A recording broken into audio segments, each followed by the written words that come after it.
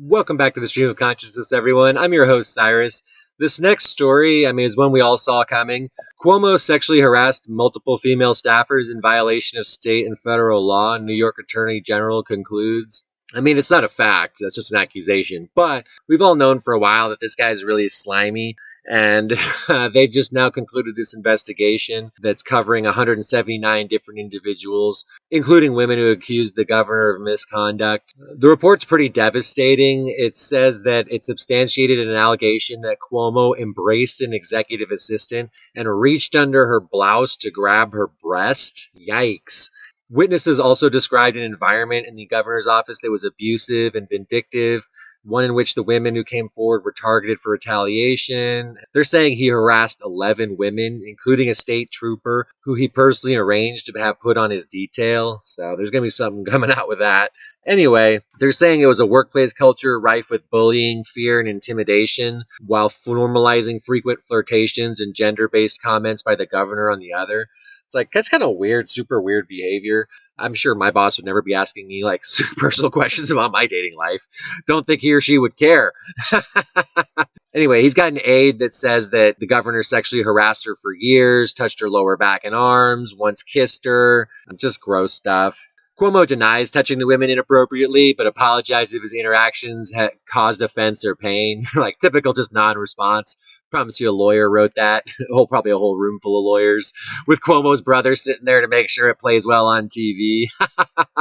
Cuomo's brother is actually sitting in on meetings with him on how to handle this whole fuck up. Like, how is this going to play well on television? They just played it off like, well, they're brothers. What do you expect him to do?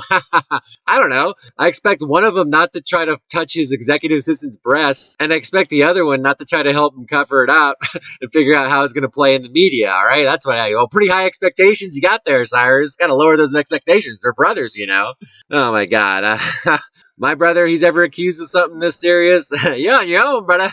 I'll see you at the Sunday dinners, but I'm not going to be helping you beat this thing. Anyway, these accusations that Cuomo is slimy, they're not new. They created this Moreland Commission to investigate public corruption in 2013. It was the result of this Moreland Act, which is a law that was supposed to go through and investigate all kinds of things about politics, campaigns, political fundraising. Problem was, it started digging in and finding all kinds of stuff about the governor and his people.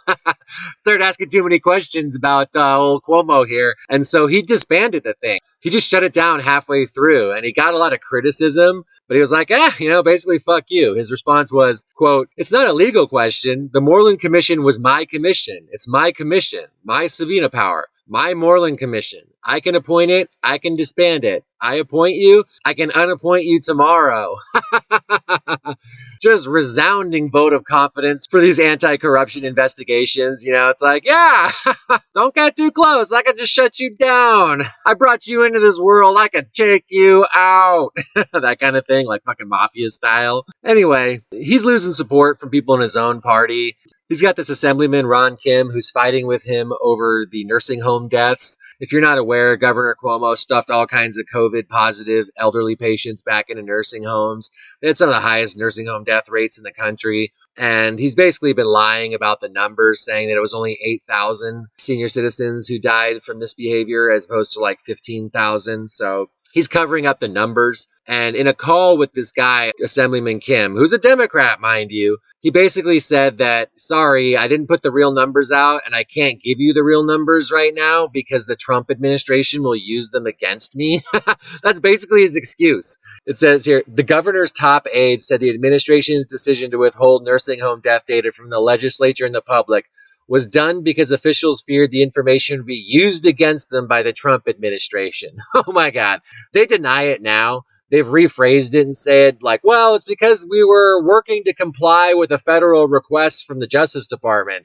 Yeah, Trump's Justice Department, who they were also saying was going to just use it against him. That's a little thing you got to understand about the Justice Department. It's not an independent branch of government. It's the president's lawyers. Whoever says the Justice Department concludes this or the Justice Department says that, they're literally just like a plaintiff making accusations. None of that's been proven in a court of law yet, okay? You gotta understand that. It's not the same as the judicial branch, okay? The Justice Department is part of the executive branch. They answer to the president. Don't get so excited next time you hear the Justice Department establishing some sort of fact, okay? I can give you 20 examples from both sides where the Justice Department has been used for some ridiculous partisan exercise. It still happens today. It's been happening for decades. It's nothing new. So don't get any more excited about the Justice Department than you do about a plaintiff's lawyer, okay? They're going to exaggerate the facts. They're going to just state things in the way that they want. There's no check on them. The check on them is the actual judicial branch, who, when you take it to court, they're like, nah, the Justice Department was full of shit on like 17 counts.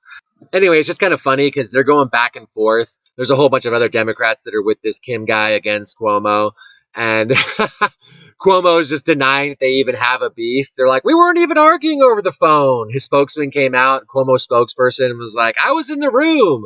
I didn't hear any yelling. It's like, yeah, no shit. You're a spokesperson. So they're just fighting with each other now. Cuomo's accusing him of shaking down these like nail salon owners. Sounds kind of racist to me. He's like, oh, he's a Korean guy. He's shaking down nail salon owners, obviously. I don't know. If it's not true, it's going to be a very racist accusation. Truth is the ultimate defense to libel, as they say. Anyway, I don't know about this Kim guy, but I do know Cuomo's a piece of shit. He's finally getting his come around to him. It sounds like it's been decades in the coming. And let's see what happens. But if I had to put money on it, he's going to fight this thing to the bitter, bitter end. He ain't quitting on this one.